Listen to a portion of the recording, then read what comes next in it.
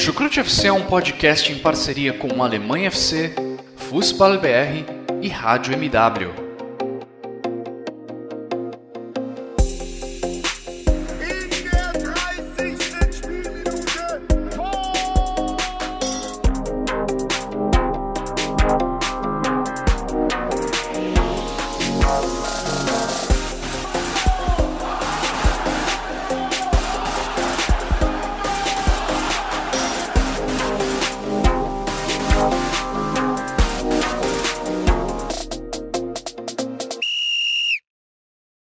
Alô pessoal, sejam todos muito bem-vindos a mais uma edição do podcast Chucrute FC sobre a segunda Bundesliga, sobre a Zweite Liga.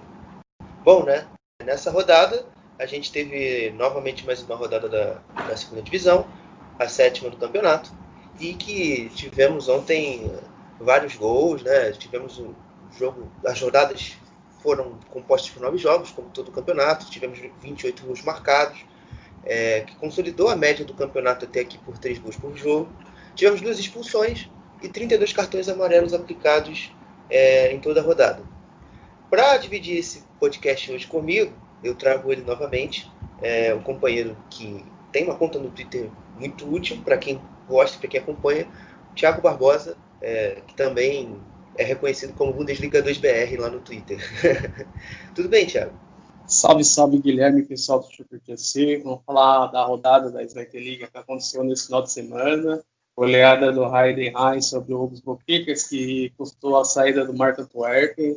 Também a goleada do Paderborn diante do Dersen fora de casa. E também mais uma vitória do Greuther Fürth fora de casa diante do Bochum. O jogo do Hamburgo e Rostenkiel no jogo. Na Rostenkiel também foi um jogo de muita intensidade de marcação também, que o Kiel achou o gol no último lance da partida. Vamos falar de muita coisa aí também dos confrontos da DFB Pokal envolvendo os clubes da Zweite Liga. Bom, né, o Thiago já deu um bom comentário introdutório dele. Então, só para recapitular aqui aos amigos, os jogos da DFB Pokal. O Colônia vai enfrentar o Osnabrück, o Wolfsburg vai enfrentar o Sandhausen, o Dinamo Dresden vai enfrentar o Darmstadt, o Hannover vai enfrentar o Bremen, o Braunschweig vai enfrentar o Dortmund, o Jan vai sair de casa, vai jogar contra o Wiesbaden, o Düsseldorf também vai jogar fora de casa, vai enfrentar o Rot-Weiss Essen, o Paderborn, assim como os outros dois que eu já citei, vai sair para enfrentar o Union Berlin, o Kiel recebe o Bayern de Munique, o Mainz vai jogar contra o Bochum, e o Hoffenheim vai receber o Greuther Fürth nessa próxima fase da DFB Pokal. Thiago, eu queria que você dissesse um pouco o que você acha de chance de alguma dessas equipes passarem, quais jogos podem surpreender, quais jogos podem ser destaque para essas equipes envolvidas na segunda Bundesliga para essa próxima fase da DFB Pokal. Sim, tem o jogo do Wiesbaden com o Regensburg. Tem a teoria que o Regensburg pode passar, mas tudo pode acontecer, né? O mais fraco pode surpreender nesse tipo de torneio, né? Que é um jogo único. Também o outro jogo a destacar também são, né, os jogos, né, do Braunschweig com o Borussia Dortmund. Braunschweig que eliminou o Hertha Berlin na primeira fase, né, naquele jogo de 5-4, onde as defesas, né, alguns sofreram muito também naquele jogo. O jogo também do Rosenkiel com o Bayern de Munique, o atual campeão europeu, né, campeão de tudo aí na última temporada, vai jogar lá no norte da Alemanha contra o Rosenkiel, que também tem uma boa equipe, mas o Bayern de Munique tem amplo favorito. O jogo interessante dessa rodada da Pokal também é Hoffenheim e Greuther Fürth. São duas equipes que gostam de jogar de forma ofensiva, né? O Greuther Fürth começou bem esse início de campeonato, tem um time muito interessante, com jogadores como Poseguin, Julian Green, Havard Nielsen, né, que estão começando bem nessa temporada, e esperar, né, do que pode vir pela frente. O jogo do Colônia com o Osnabrück pode surpreender. O Colônia em mau momento na Bundesliga, e pode tudo vir aí pelo que vem pela frente. Sim. Eu também vou seguir nessa linha. Eu acho que os únicos jogos ali que podem acontecer surpresas, eu tô achando que o Osnabrück pode cometer um crime em cima do Colônia. O jogo do Bremen com o Hannover também não é um jogo fácil para o Bremen. Acho que o Hannover tem condição de passar. E as rebarbas ficam, na minha visão, apesar a temporada do Ian é muito boa, né, e a do VfB Wiesbaden ainda está oscilando muito na terceira liga, é um jogo que pode haver surpresa do ponto de vista positivo para o Ian. E o Essen Düsseldorf é um jogo que teoricamente seria mais fácil para o Düsseldorf, mas o Düsseldorf vem no futebol tão ruim que eu não confio muito nessa equipe ainda para ter certeza que vai eliminar até mesmo um time da quarta divisão. Bom, já passando já desses jogos da FB Pokal, a gente vai falar um pouquinho agora em si da rodada 7 do campeonato alemão da segunda divisão. O primeiro jogo dessa rodada foi um jogo entre o Heidenheim, que bateu por 4-1 o Wolfsburger Kickers, e que depois de alguns jogos você vê que também acontecem alguns padrões, como por exemplo o Heidenheim é uma equipe que tem sofrido muitos gols de bola parada, é uma equipe que perdeu pontos nesse sentido contra o St. Pauli, contra o Erzgebirge Aue, contra o Osnabrück e contra o Fortuna Düsseldorf. Então é um ponto que a equipe ainda precisa evoluir. Todos esses jogos aí foram derrotas da equipe do Heidenheim, nesse caso. Apenas contra o Osnabrück somou um ponto, mas poderia ter sido até derrotado. Então é uma situação que, apesar da vitória de 4-1, o Heidenheim precisa melhorar. E eu fiquei contente no sentido de ter o Christian Kulvetter ter conseguido os minutos, né? Ele que no final do mês passado sofrido bastante com a questão de poucos minutos, né? Nesse jogo ele foi bem, ele entrou, fez um gol e deu 2 assistências e acabou ajudando bastante o Heidenheim nessa rodada. Eu acho que muito positivo esse retorno, esse bom nível que ele tem apresentado, ainda mais com o time do Heidenheim tendo muitas indefinições pelo lado do campo. O Tobias Mohr não encaixa, o Schnatterer, como eu já disse no último podcast, tem tido problemas de parte física, até mesmo pela idade, então não é um jogador que você possa contar o tempo todo. Então é isso, eu acho que nesse sentido o Heidenheim ganha sim um reforço. Eu gostaria agora de fazer uma análise geral, Thiago, sobre o resto da partida. Daqui a pouco a gente vai tocar no tema do Wolfsburger Kickers, que talvez vai ser um tema um pouco mais extenso e um tema um pouco mais interessante para a gente debater. É uma boa partida, né, do Heidenheim, né? Conseguiu vencer depois de 5 jogos de jejum, né? 3 derrotas e 2 empates. Também o destaque foi o Christian Kulvetter, né? Reforço da temporada, né? Fez um bom jogo, o melhor jogador em campo, eleito aí pelas mídias alemãs, né? Fez um bom jogo, fez gol, deu passe também. Outros destaques também foi o Kevin Sessi e o Marno Busk pelo lado direito da equipe do Heidenheim. Frank Schmidt bem tentando remontar essa equipe depois das percas na última temporada. E então também é um time que é um dos candidatos a voltar à Drittliga, né? O Wolfsburg que sofre com muitas limitações técnicas, né? É um time que pegou um remendo, né, um catado de outros clubes também, foi tentando montar essa equipe, né? Mas a equipe sofre muito com problemas técnicos também. E o Fabian Giffer, o goleiro deles, fez boas defesas na partida, né? Mas não evitou a derrota dos Rotterdams nessa rodada. Também destacar também as boas atuações do Stefan Schimmer, atacante do Heidenheim, que fez um bom jogo. O Konstantin Cashbaumer fez um dos gols também, participou muito bem do jogo. E isso, o Heidenheim vai remar muito para se recuperar, né? Depois desse começo instável, né, da equipe, que foi uma das surpresas da última temporada, que chegou aos playoffs de acesso e enfrentando o Werder Bremen, mas não conseguiu êxito nos jogos com a equipe do norte da Alemanha. Mas, enfim, vamos ver o que pode vir pela frente aí depois da data FIFA com o Heidenheim. Bom, né, o Thiago já apontou algumas questões que envolvem o Wolfsburger Kickers. Só complementando, como ele disse, até deu uma introdução ali sobre a demissão do Marco Antwerpen. O Marco Antwerpen, ele havia chegado no Wolfsburger Kickers apenas 5 jogos atrás, porque o Michael Schill tinha sido demitido após a derrota contra o Fortuna Düsseldorf, jogando até bem no segundo tempo, e demitido, e veio ele tentando salvar esse time que já entrou na Liga fadada ao fracasso.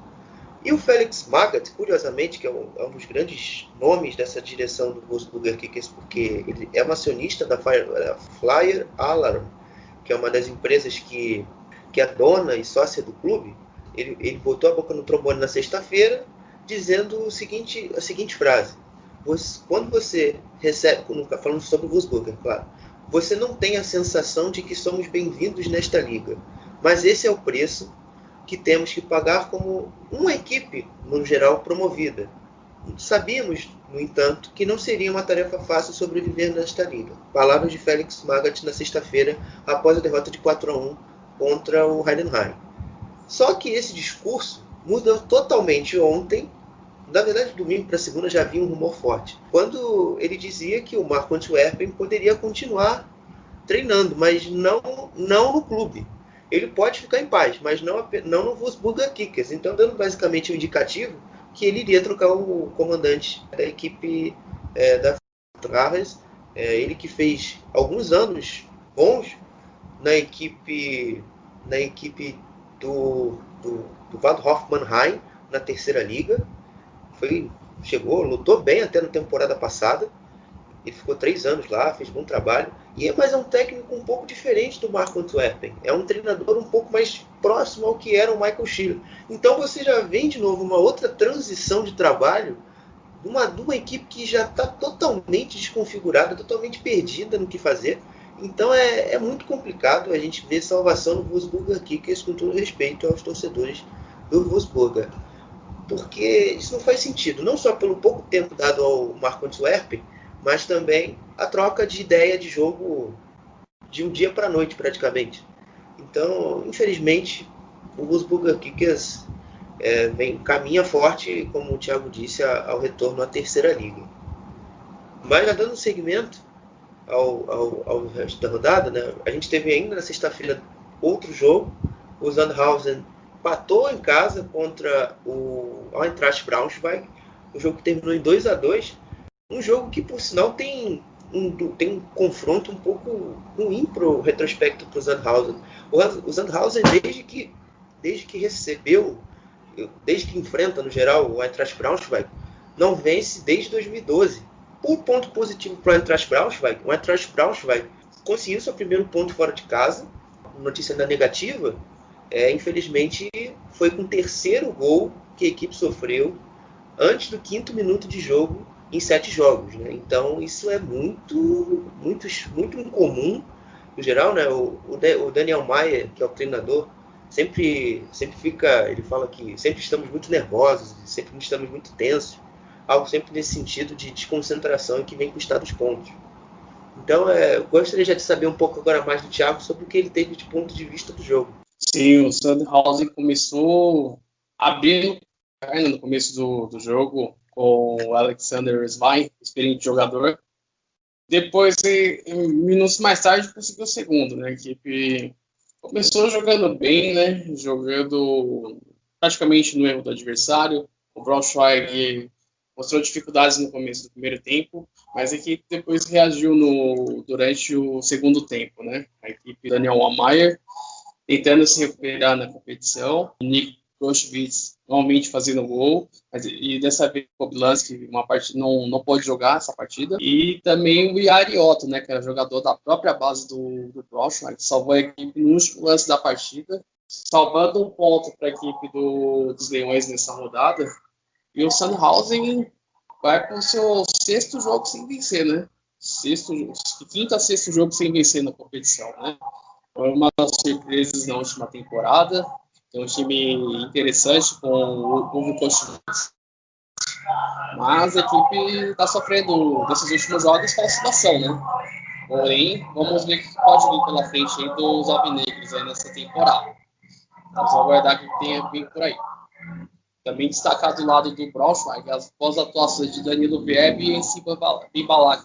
Um bom jogo nessa rodada. E vamos ver o que pode acontecer agora. O Bembala, de fato, é um homem do equilíbrio desse meio campo do Braunschweig. É um jogador que me agrada muito desde a última temporada jogando pelo Duisburg na terceira liga. Tanto que acho que o Vitor Ravel, nosso amigo, companheiro de chucrute, torcedor do Duisburg, deve estar sofrendo uma dele mal na liga e sem o Bembala, que é um jogador que eu sempre dizia para ele que era o MVP daquele time. Mas enfim. Já falando um pouco mais do Sandhausen, o Mikhail Kabaka, que é o grande diretor esportivo do clube, criticou nas semanas, falando um pouco do desempenho do Aziz Bouhaddouz, que é um atacante, o Keita Ruel, que veio essa temporada do Greuther Fürth, e também o Diogo Contento, que também veio sem contrato, vindo do Fortuna Düsseldorf. Ele criticou dizendo que a equipe, esses 3 jogadores estão muito mal, que na minha visão, até de forma equivocada, principalmente quando se trata do Keita Ruel, porque o jogador sistema desse time é o que faz o modelo funcionar, é o cara que, eu já disse até na última edição, é o cara que quando consegue sustentar a bola, consegue ser aquele cara que consegue ligar o setor, consegue abrir um espaço, consegue ser produtivo dentro da área. Então é uma crítica até um pouco justada. O Bouhaddouz, de fato, incomoda, porque é um jogador que quando entra participa mal, participa pouco, até justo. E o Contento também é um outro jogador que começa bem a temporada, na minha visão, bem ajudado bastante. É muito difícil você, acho que, criticar principalmente esses 2 últimos atletas. Bom, prosseguindo, falando já dos jogos já de sábado, o Bochum enfrentou o Greuther Fürth nessa rodada e saiu derrotado pela primeira vez em casa desde fevereiro, quando perdeu o jogo por 1-0 para o Stuttgart. E o Fürth também venceu novamente, a terceira vitória seguida do Greuther Fürth, depois de ficar mais de meses sem vencer, né? Antes dessa sequência de 3 vitórias, a equipe do Fürth só havia vencido o derby da Franconia contra o Nuremberg em junho. Então, muito boa essa sequência recente do Fürth, não é, Thiago? Sim, balou a terceira vitória seguida no campeonato, né? Os tribos dando a ver que pode brigar pela parte de cima da tabela. Conseguiu realmente fez um grande jogo. Também destacar a boa partida também do Sebastian Ernst, que também fez um bom jogo. O Jack, pela defesa, também foi outro que se destacou na partida. O Fürth foi mais eficiente, né? Quando desceu o ataque, foi letal, né? Conseguiu fazer os 2 gols na partida, né? O Leandro perdeu um pênalti quando já estava 1-0. O Marco Manuel Riemann pegou o pênalti. E o Bochum perdendo novamente, né? Mais um jogo, né? Terceiro, perdeu de 2 vitórias seguidas, né? Tinha perdido com o Braunschweig, né?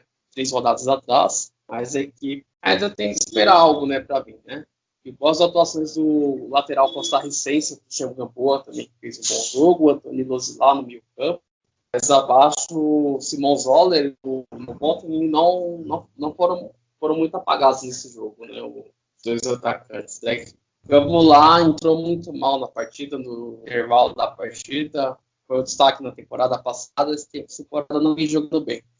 Mas tentou de tudo, mas infelizmente a equipe Thomas Reis não conseguiu êxito nesse jogo. Mas foi mérito também da equipe do Stefan Leuschel, que uma baita surpresa nessa temporada, né? Pode surpreender e brigar pelo topo da tabela. Bom, sobre o Bochum, o Thomas Reis, treinador, disse que ele deu a entender que a ausência do Zuli, que é até inclusive um ex-jogador do Fürth, e também do Tarsis Bonga, fizeram falta. E eu tendo a concordar, porque são jogadores que podem mudar, principalmente o Zuli, que é um jogador que te dá uma variação melhor de jogadas, é um cara que pode aparecer tanto centralizado, tanto mais no lado do campo. Às vezes pode até ser um falso 9, então é um jogador que eu gosto, muito versátil no terço final. E o Tarsis Bonga, ele vinha de uma boa temporada passada no Chemnitz, na terceira liga. O Chemnitz foi rebaixado, mas ele foi um dos poucos que se destacaram junto com o Philipp Hesner. E foi um achado interessante, porque é um cara que te dava uma alternativa, principalmente ao Ganvular, porque fisicamente são jogadores muito próximos. São jogadores com forte aptidão física e conseguem, num jogo às vezes que necessita ser um pouco mais longo, para você ter uma saída, fazem falta. Eu acho que isso aí tem de fato seu peso, mas não pode apagar a falta de produtividade que a equipe teve. O próprio Thomas Reis também admite que a gente poderia ter ficado jogando mais 3 dias que a gente não faria o gol. E eu também tendo a concordar com ele, não tenho a discordar nem um pouco. Sobre o Fürth, eu tenho gostado muito desse trio de meias, Paul Seguin, o Sarpei e também o Julian Green, junto também com os atacantes do Fürth, nessa estrutura que o Stefan Leiter tem montado, com o Seguin sendo aquele cara mais área a área, tanto que você vê nessa rodada ele fez um gol, O Julian Green também teve participação nesse jogo, muito interessante, perdeu o pênalti, inclusive, se não me engano. Tá uma dinâmica interessante, porque os seus atacantes, eles geralmente saem da área, abrem o espaço, e faz com que todos esses movimentos fluam com muita naturalidade. Aí você tem tanto bom jogo pelo lado, tanto por dentro. Você consegue ter, então, boas saídas, boas alternativas para poder furar bloqueios, né? E também criar muitas chances. O Furt é uma equipe que cria bastante, é uma equipe que é muito agressiva quando recupera a posse. E essa mudança, combinado com essas aproximações dos atacantes para atrair e abrir espaço, sempre funciona muito bem dentro da estrutura. Bom, já passando um pouco mais desse jogo do Furt e do Bochum, é um jogo que para o Hannover geralmente tem contornos mais difíceis. O SG Big Al é um adversário que é chato para o Hannover.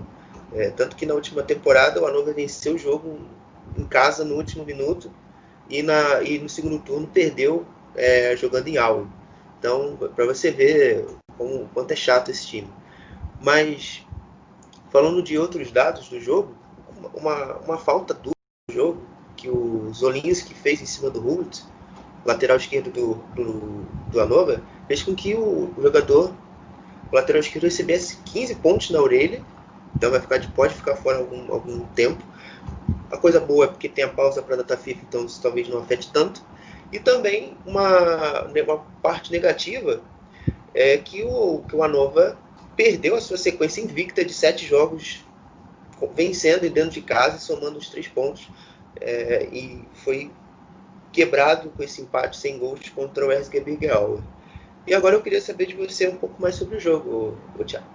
Sim, o Hannover criou boas oportunidades de gol, mas parou nas boas defesas do Marshmallow, né, ídolo do Aue.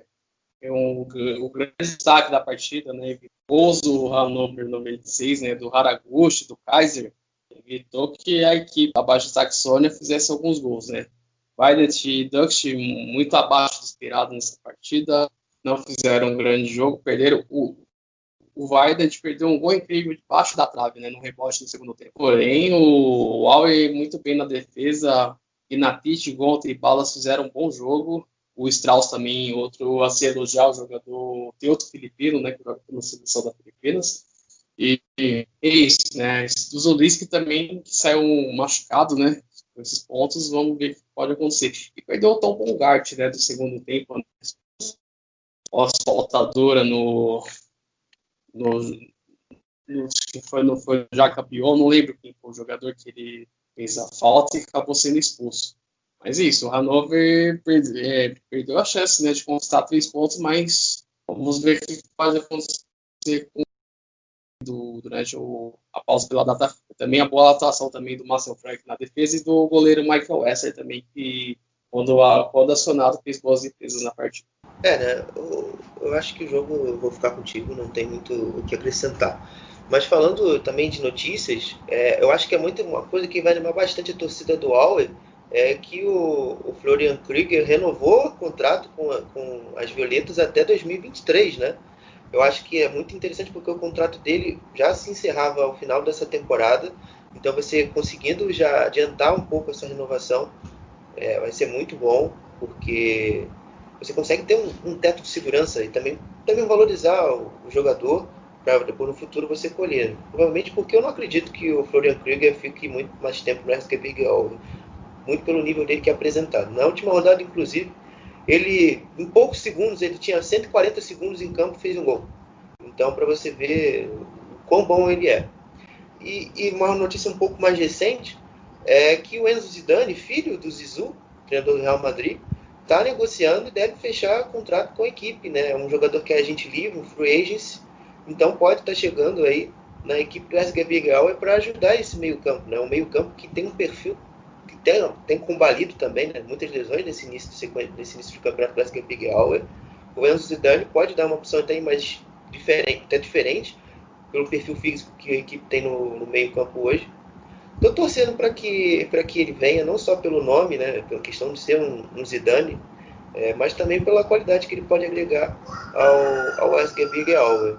Bom, dando sequência, o Nuremberg, vamos falar um pouco agora de Nuremberg e Fortuna Düsseldorf. A equipe do Der Club, o Glorioso, que é um apelido que eu adoro, porque faz referência ao meu time no Brasil, Empatou em casa contra o Fortuna Düsseldorf por 1-1. A equipe do Nuremberg já vem alguma sequência chata no campeonato. Quinto jogo sem vitória, 16ª posição, uma apenas acima da zona de rebaixamento real, né, já que essa condição é de zona de repescagem, novamente, assim como na temporada passada. E também é interessante a gente falar da avaliação do trabalho do Dieter Hecking, né? Ele mesmo se avaliou com a nota 3 até aqui, nesses primeiros 100 dias de trabalho, que ele completou há cerca de uma semana atrás, no jogo de sábado passado contra o Eintracht Braunschweig, que a equipe perdeu por 3-2. E pediu tempo ao Robert Klaus no comando do Nuremberg. Primeiro, eu gostaria de saber de você, Thiago, a análise do jogo. Segundo ponto, você falar desse momento que vive o Nuremberg fora do campo. E daqui a pouco a gente também pode falar um pouquinho do Fortuna, que o Fortuna também tem um tema interessante, que é a volta do Oliver Fink à equipe profissional, a equipe sênior, que eles chamam na Alemanha, né, já que ele estava na equipe sub-23, jogando na Regionalliga West, tentando ajudar aí o Fortuna Düsseldorf a chegar à terceira liga. Sim, no Nuremberg, mal nesse começo de campeonato, 5 jogos sem vencer, né? Se esperava uma expectativa, né, por conta do Robert Klaus como treinador, por ter sido assistente do Nagelsmann. Porém, a equipe começou a oscilar de novo, né? Já na zona de playoffs, como na temporada passada.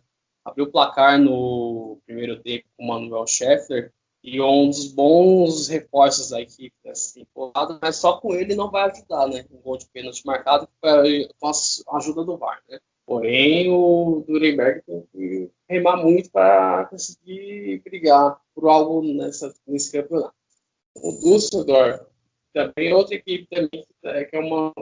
começando decepcionando, né? Decepcionando essa temporada, a equipe Jove Rosa, né? Se vinha uma boa expectativa, porém a equipe não está correspondendo às expectativas, né? Aí empatou com o Karaman, que é um dos poucos destaques dessa equipe, que vem se salvando nesse mau início da equipe do Rot-Weiss. Mas isso, esperar que pode vir também do Nuremberg, né? Com o Dieter Hecking agora como gerente de futebol, ele quer tempo, né, pelo trabalho do Klaus, porém o campeonato vai seguindo, a equipe do Nuremberg não consegue progredir dentro de campo, né? Tem jogadores talentosos como Fabian Nürnberg, Lucas Bohm, Tihan Becker, o Felix Lockenberg, o próprio Gás também, que pode ajudar nesse meio campo aí com a sua experiência. Porém, a equipe tenta, mas a equipe parece que não sei o que acontece com o Nuremberg, né? Tem jogadores interessantes, mas o futebol ainda é um também da equipe, né? Por ter sido troca de equipe também, vamos esperar que pode vir. O Düsseldorf é interessante, né? O Oliver Fink, um dos ídolos do clube, né? Vai ser um bom reforço aí nesse meio campo da equipe, pode ajudar com a sua experiência aos jogadores também que já estão na equipe, né? Aguardado que pode vir pelos lados do time da Renânia do Norte-Westfália. Começando pelo Düsseldorf, o Oliver Fink, desde que eu me conheço por gente que eu me conheço também de futebol alemão, ele joga no Fortuna Düsseldorf. Já tem algum tempo, desde 2012 eu conheço Fortuna Düsseldorf, então desde aquele tempo ele já estava lá. Isso aí a gente nem abre questão da experiência dele. Mas eu acho que nesse momento ele ajuda além disso. Eu acho que dentro do campo, para fazer o Fortuna Düsseldorf andar, ele pode ser um cara muito decisivo, porque é um cara que falta nesse elenco, e que na minha humilde visão, até eu mesmo já tinha descartado, não acharia que ele ia voltar.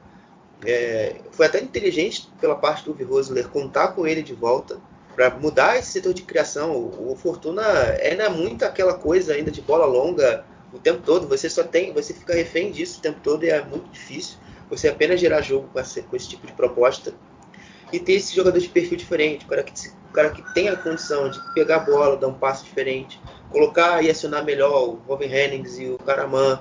O Karaman, que por mais que tenha feito alguns gols e tenha sido importante, ele mesmo não está bem, ele se sente que devendo, até porque ele tem ambições de Eurocopa com a seleção turquia no ano que vem. Então ele também está se cobrando, e foi muito bacana ele ter feito esse gol, porque eu acho que dentro dos meus centroavantes na liga, eu acho que ele tinha totais condições de de entregar ainda mais gols e sendo bem assistido agora com o Oliver Fink, eu fico muito esperançoso para que ele aumente mais essa produção.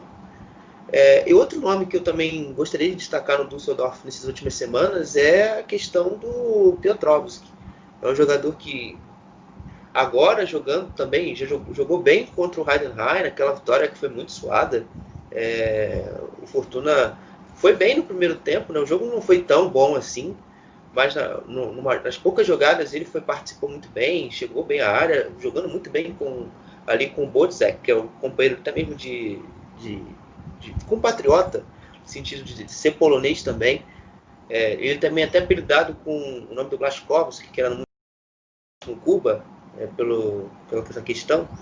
Então ele está bem, está sendo esse cara box to box, pisa bastante na área, volta também para ajudar o Bodzek, que nem é nenhum garoto, ele tem 34 anos, então está meio cansado, também já não entrega tanto, jogando de volante, eu acho que até prefiro ele de zagueiro, mas enfim, o Düsseldorf, pelo menos com o fim, que eu ainda prevejo uma luz no fim do túnel.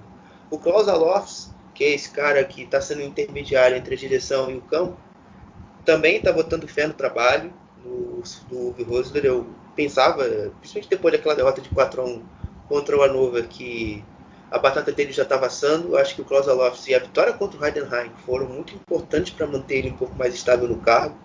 E para o Düsseldorf, querendo ou não, acho que já temos confusões demais, no sentido de má gestão de transferências, no sentido de organização do clube. Acho que isso vai ser essa manutenção, por mais que no momento seja teoricamente prejudicial, teoricamente, né, porque a gente ainda não sabe do futuro, ele ainda pode colher muitas coisas na frente, sendo bem melhor auxiliado pela direção do clube. Falando um pouco do Nuremberg, eu definitivamente gosto bastante do que o Robert Klaus tem tentado implantar. Mas é o que eu falo muito na primeira Bundesliga, no podcast, é que fica muita coisa na intenção. As intenções sempre têm sido bem feitas, mas a efetivação não. E você vê também uma equipe que na defesa é muito instável, uma equipe que é muito pouco confiável. O jogo está no controle na maioria das vezes e um erro do nada consegue desbaratinar toda a equipe e a equipe acaba tomando gol. E foi assim nos últimos jogos, né? São Paulo, Karlsruhe, o próprio Düsseldorf. É muito complicado, eu não consigo ainda confiar. Mas eu acho que ele ainda tem uma segurança no cargo devido à presença exatamente do Dieter Hecking, porque é um cara que já foi treinador, já conhece não apenas o clube, mas também a profissão de técnico. É um cara que, querendo ou não, te dá uma garantia, pode se manter por mais tempo. Tanto que ele fala, tanto que o próprio Dieter Hecking fala, nós estamos plantando ainda algo no jardim, algo sempre relacionado a essas coisas, né, que está tentando daqui a pouco colher mais na frente, porque ele tem a noção que o trabalho é a longo prazo e as coisas não vão funcionar do dia para a noite. Então eu acho que isso dá uma segurança certa para o Robert Klaus no cargo. Ao passo que o próprio Hecking admite que ele também é pragmático e sabe a necessidade dos resultados. Então fica nessa, é o famoso você me ajuda com a vitória e eu te mantenho no cargo. Mas enfim, vamos ver aí o que pode acontecer mais para frente para a equipe do Nuremberg. Já passando ainda nos outros jogos, né? Agora a gente vai falar um pouquinho de Darmstadt e Paderborn. Um jogo que teve uma frase, eu acho que a melhor frase que eu já vi de manchete nessas gazetas nesses últimos dias. Pior jogo que como técnico que tive na segunda Bundesliga. Frase dita por Markus Anfang, treinador do Darmstadt, depois da derrota de 4-0 contra o Paderborn. E de fato, né, só para dar números a esse jogo, em menos de 25 minutos, o Paderborn já tinha feito 3-0. Obviamente, compromete demais uma atuação de uma equipe dentro da liga, não só da liga, mas dentro de qualquer partida, e isso fez muita diferença na frente. Depois a expulsão do Nicolas Rapp, ao minuto 40, uma expulsão que também gerou um pouco de crítica por parte do próprio clube do Darmstadt. Então, bem difícil, de fato, pro jogo para os Lilien. E falando do outro dado negativo também, que a equipe sofreu 15 gols até agora em 7 jogos. Então, a média de um pouco superior a 2 gols por jogo. É uma média até alta.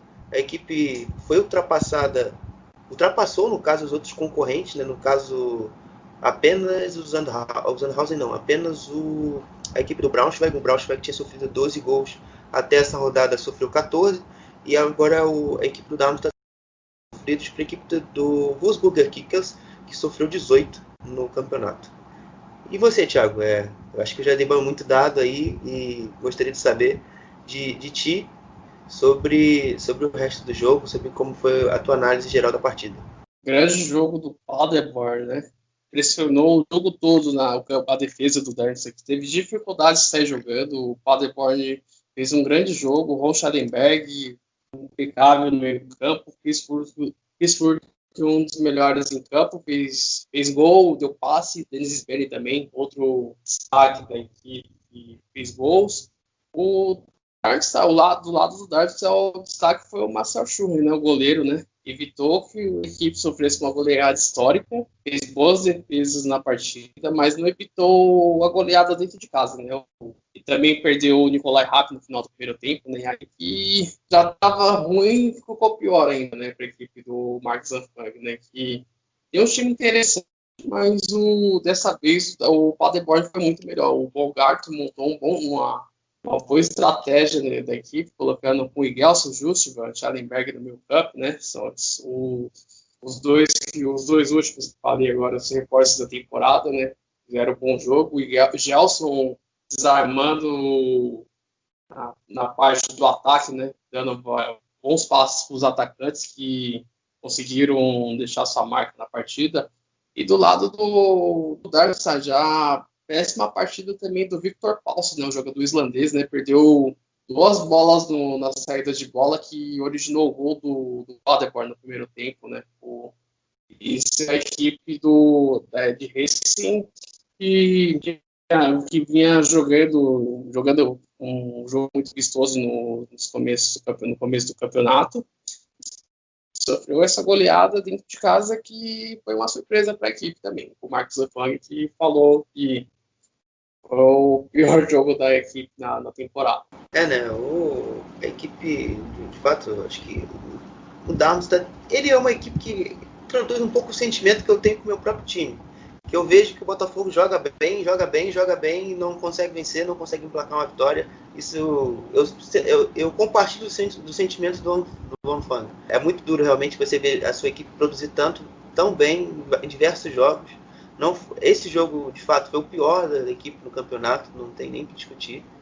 Foi engolido pela pressão alta do Paderborn, que é um ponto, inclusive, que eu gostaria de destacar aqui, que eu cornetei muito no final da temporada passada, que ela nunca funcionava. É a equipe que sempre dependeu muito do físico para conseguir competir dentro dos jogos.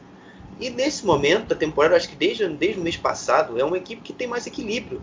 É uma equipe que consegue dosar um pouco mais o ritmo, consegue, sabe, bem pressionar, o que faltou muito na última temporada e que agora tem recuperado com esses 6 jogadores, assim, da primeira linha de 4 e dos 2 atacantes. Então isso está muito bom de ver na defesa. Eu acho que é uma equipe que lembra um pouco esse conceito de gegenpressing do Klopp, não querendo estabelecer que é igual ou melhor que isso, óbvio, nada a ver, mas que tem uma eficiência tão boa quanto, né, o Klopp o Borussia Dortmund do Klopp nesse sentido. Tem sido bem legal, fora os jogadores individualmente, o Justvan, que foi, eu acho que, na minha visão, uma das melhores contratações dessa janela. É um jogador que me agrada muito, tem muito recurso mesmo, bola parada, ele bateu um escanteio para o gol do Schallenberg de 1-0, bateu uma falta que fez que o Schürrle fizesse uma grande defesa, enfim, outros lances também com muita competência para assistir o companheiro. E também o Führich, que é um jogador que fez boa parte da base dele no Colônia, terminou a formação no Borussia Dortmund 2 na última temporada, e agora também está jogando muito bem ali pelo lado direito, fazendo um estrago grande nessa liga, e está muito legal de ver o Paderborn competindo tão bem. É uma equipe que eu tenho também um carisma muito grande. E só para pontuar últimos dados no caso, o Paderborn chegou a 5 jogos sem perder na liga. A equipe está invicta desde outubro, não perdeu um jogo sequer no mês passado, e está começando já a se solidificar. O Stefan Baumgart trata essas vitórias com um pouco de cautela, né? Diz que na entrevista coletiva após jogo, disse que não há motivo para superestimar uma vitória. Então É aquela coisa, eu estou vencendo, mas pés no chão. E também, em questões de dados ainda, o Darmstadt perdeu a invencibilidade em casa nessa temporada também, já que a equipe não perdia em casa desde janeiro, quando perdeu contra o Arminia Bielefeld. O Arminia Bielefeld fez 3-1, jogando no Merken Stadion am Bollenfelder. Então, um longo jejum sem perder, e agora foi quebrado. E também perdeu a invencibilidade no campeonato, né? Já que a única derrota tinha sido na primeira rodada contra o Sandhausen, jogando fora de casa. Agora vamos falar do Jan Regensburg. O Jan Regensburg, que perdeu na verdade nessa rodada, perdeu para o Osnabrück. Por sinal, tem feito uma campanha muito surpreendente, eu acho. Na minha visão, o Osnabrück ficou invicto do campeonato junto ao HSV, né, o Hamburgo. E perdeu, também quebrou nessa rodada um jejum de 6 jogos sem vencer fora de casa. Então, outro recorde interessante. Assim como o Ian também. O Ian perdeu um bom retrospecto em casa que tinha nessa temporada. A equipe tinha 3 jogos e 2 vitórias e 1 derrota. Repetindo até uma vez uma boa campanha na temporada passada. O Mercedes Selimbegovic diz que o fator casa nesse momento não é tão importante assim, mas acho que você conhecer a sua relva, conhecer o seu campo, é sempre muito importante. Até vou um pouco contra essa visão dele. Sem mais delongas, eu acho que é melhor o Thiago falar um pouco mais sobre o jogo do que propriamente eu. Vamos lá, Thiago, o que você achou, velho? É um grande jogo, né, dos Lilabais, né, no domingo. Você acha que o melhor em campo fez um hat-trick, um golaço de falta, né, no segundo tempo. Boa partida também do Tape Chopper, também no meio campo, bom volante da equipe. O Bastianini também, outro destaque da equipe. O Felipe também, outro que se destacou, pegou um pênalti do Bezesco, que fez um péssimo jogo no final de semana. Do lado do Regensburg, o Albers, que marcou o gol, foi o pouco que se salvou dessa equipe, né, jogando no final de semana. O Popô, jogador emprestado pelo Hamburgo, marcou gol também, entrou bem na partida, mas o Osnabrück conseguiu ser mais eficiente. A equipe do Marco Bruch mostrando um futebol muito interessante, com alguns bons jogadores, né, como Ludovic Reis, né, que vem do Barcelona B, fez um bom jogo. O Amenido, que apareceu também, fez o gol, mas fez uma partida discreta. Brian Henry, outro também que é um jogo para se destacar. E vamos ver o que pode vir desse time do Lilabais. Um dos invictos, né, da equipe do campeonato, né, junto com o Hamburgo. E pode ser uma das surpresas aí nesse decorrer do campeonato. Me causa um pouco de preocupação na equipe do Osnabrück a questão da sequência, né, da temporada, porque é uma equipe que já sofreu com as faltas da Covid. A Covid deixou a equipe, inclusive, sem jogar um jogo regular, né? Foi feito algumas semanas atrás contra o Darmstadt. E fora também o cobertor curto, o elenco, por mais que vieram reforços na Deadline Day, ainda é um elenco curto e pode nós na frente pegar e fazer com que a equipe perca um pouco mais de rendimento na temporada no geral. Uma coisa também que é interessante a gente pontuar sobre o que tem acontecido recentemente no Osnabrück é a questão do Christian Santos. O Christian Santos, ele começou muito forte a temporada, depois teve uma queda e agora está lesionado. Então, ele fora da equipe do Osnabrück tem seu peso, não é, Thiago? Sim. Começou bem, né? Fazendo gols no começo do campeonato, ficará por um tempo fora dos gramados, mas o Sebastian Kerk jogou como um falso 9, né? Ele é um meia de origem, né? Nesse jogo, respectivamente, foi o atacante, né? E deu conta do recado, né? Vamos aguardar o que vem pela frente aí pro lado do Lilabais aí. Também tem a opção também de colocar o Schmidt também como um improvisado de atacante, ou o Horst também, que pode fazer essa função também na parte ofensiva. E vamos aguardar o que vem pela frente agora. Né? O Horst o Horst e o Heider, que também é uma outra opção, são jogadores de perfis um pouco diferentes do Kirk, por exemplo, que jogou nesse final de semana. O Sebastian Kerk fez um Dreierpack, como chamam os alemães, o hat-trick.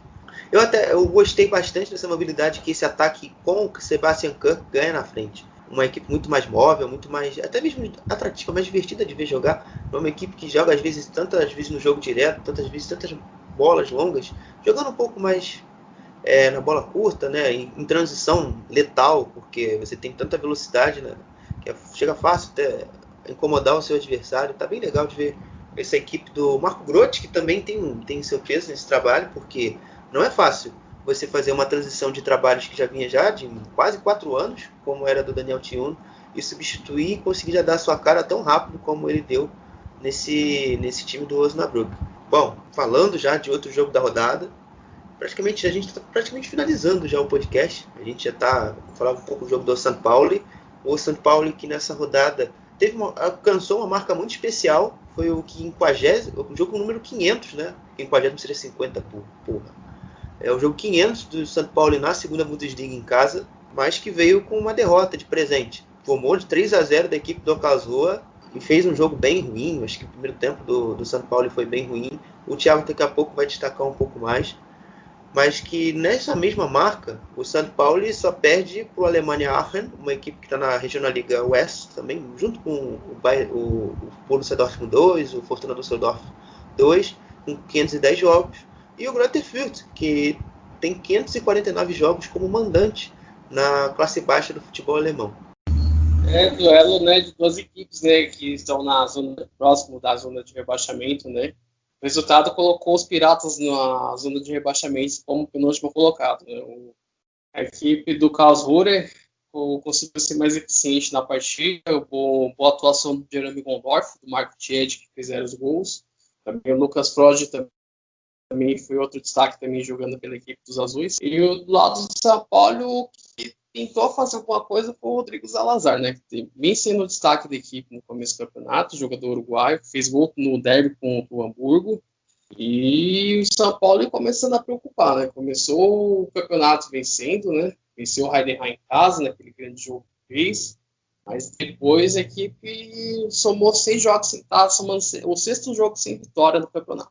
Rob Hillman muito mal na partida, tomou um frango no primeiro gol, tentou tirar a bola dentro do gol, mas o VAR já olhou e já marcou para o meio do campo o primeiro gol do Karlsruhe no começo da partida.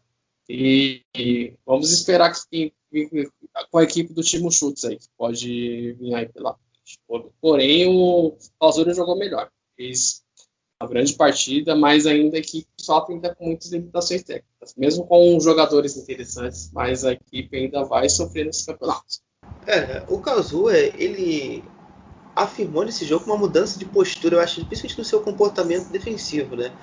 O Daniel Gordon, que é o zagueiro da equipe que fez dupla nessa rodada, jogou muito bem, elogiou a nova postura dessa equipe, uma equipe que marca atacando, né, como ele definiu, porque a pressão alta nesse jogo, de fato, deu muito trabalho para o São Paulo superar, porque é uma postura que até surpreende, porque o Karlsruhe é sempre uma equipe que posiciona-se em bloco mais médio, né, numa altura mais média do campo, dá um pouco mais de metros para avançar para o seu adversário e tenta sair em transição o tempo todo.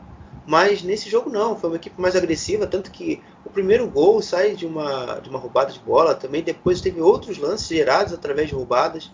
Então foi muito bom, muito gostoso de ver o Karlsruhe jogando dessa forma, jogando de forma mais agressiva e alcançando bem os seus objetivos. É uma equipe que, tendo o Philipp Hoffmann em boa fase, né, já que ele marcou nos últimos 5 jogos, ele fez 4 gols, vamos dizer que ele está on fire de novo.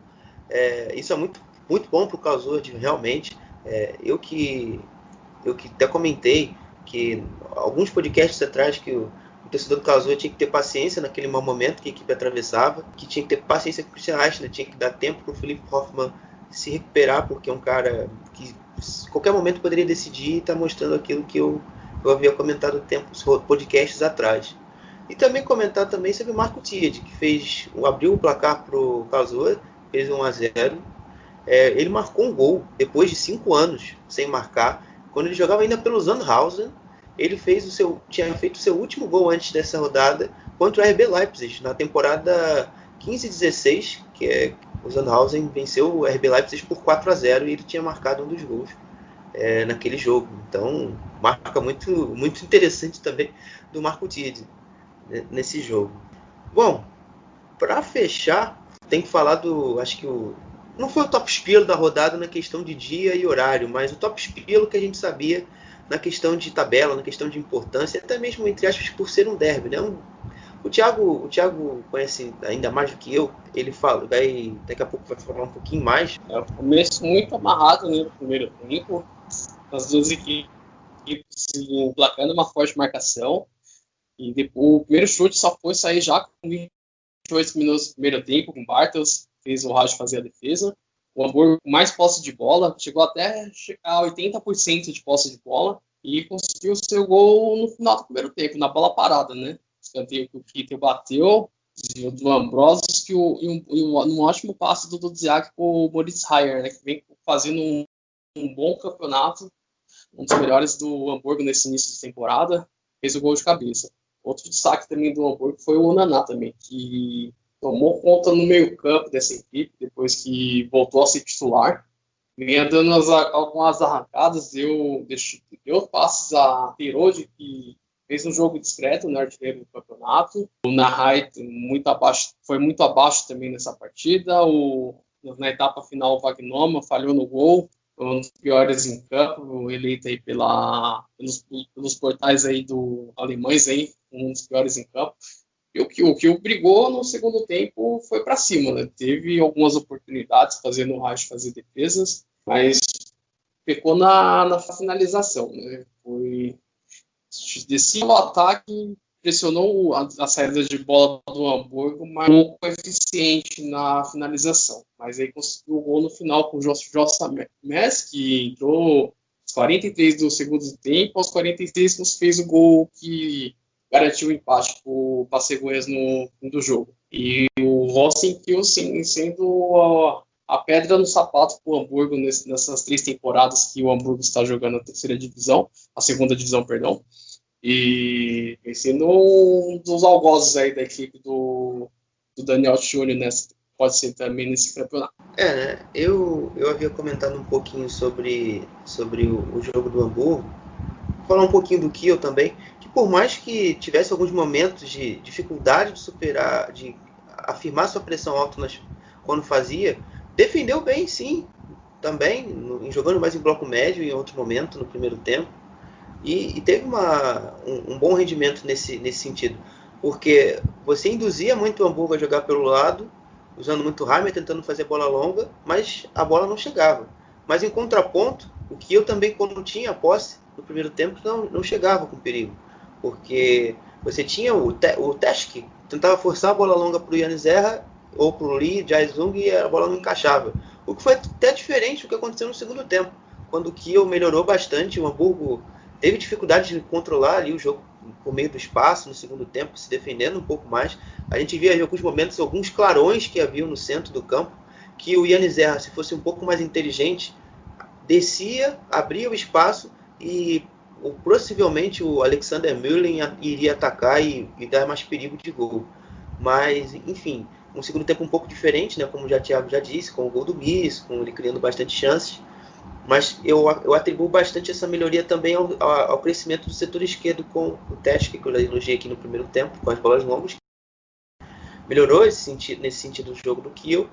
O Lee Jae-sung e também o lateral esquerdo Vandenberg, que também foi mais participativo, conseguiu ajudar mais o Kiel a se libertar dessas pressões. Se o Yannis Zerra tivesse melhor encorpado, melhor encaixado e melhor lido as jogadas, o jogo poderia ter até virado para o jogo do Kiel. E também criticar também a questão da pipocada do Hamburgo, né, gente? O jogo começou uma esquina da loucura a partir do minuto 35, quando uma sucessão de contra-ataques começaram a surgir para o Hamburgo, e o Hamburgo não matou. O Ivar Gnoman, não só pela falha no gol do Mies, também perdeu um contra-ataque bizarro no minuto 85, e logo em seguida, depois num outro contra-ataque, o Narri desperdiçando, sai o gol de empate do Mies. Então essas desatenções tem que acabar. O Hamburgo precisa subir.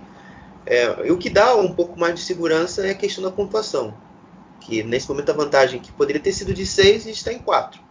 Mas o Hamburgo, de 21 pontos possíveis a serem somados, o Hamburgo pontuou 17, tem 17 pontos.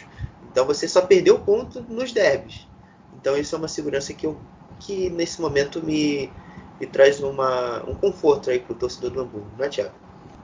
Sim, o começo surpreendente do Hamburgo nesse campeonato, início de temporada com muita desconfiança, né, depois da eliminação na Copa da Alemanha por Dresden, mas o Daniel Júnior está conseguindo dar cancha para esse time, né, que eram mesclando experiência e juventude nessa equipe, né, trouxe o Thiago, que é um baita goleador, né, faz muitos gols, tem o Kittel, que é um jogador talentoso, tem o Dudziak, que também pode dar mais mobilidade e dinâmica nesse meio campo, também a experiência do Tony Leicester, que jogou ontem como titular, e também a juventude do Ambrosio na defesa, o Tilaibud também na lateral esquerda, que pode ser uma peça importante, um dos melhores passadores da última temporada, e vamos aguardar o que pode vir com os dinossauros aí. Tem tudo para o Hamburgo fazer um campeonato regular nessa temporada, ser mais regular com esses jogadores. Mas enfim, ainda tem muita coisa por vir. O Rosenkiel pode ser outra equipe que pode brigar pelo topo da tabela. Também tem um plantel interessante com o Ole Werner, alguns jogadores talentosos, tem o Jonas Meffert, Lee Jae-sung, enfim, Barthes, experiente jogador, Fabian Riz. Vamos aguardar o que pode vir pelos lados das cegonhas também. Concordo. Acho que pro Kiel ainda pode faltar uma questão de perna no final, até mesmo pela mesma questão que eu disse ao Osnabrück.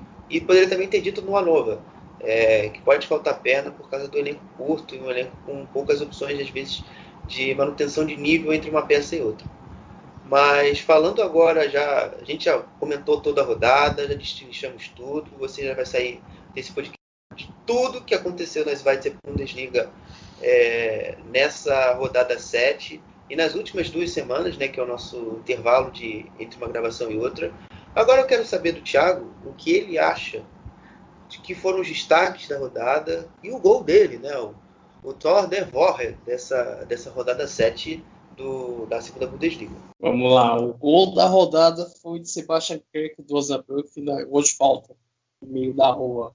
Para mim, os 3 destaques são Christian Kuvert do Heidenheim, prosseguindo Furth e Ron Schallenberg do Paderborn. Beleza. As minhas escolhas, a minha seleção vai ficar com o Chris Führich do Paderborn. Eu vou ficar também com o Sebastian Ernst do Greuther Fürth.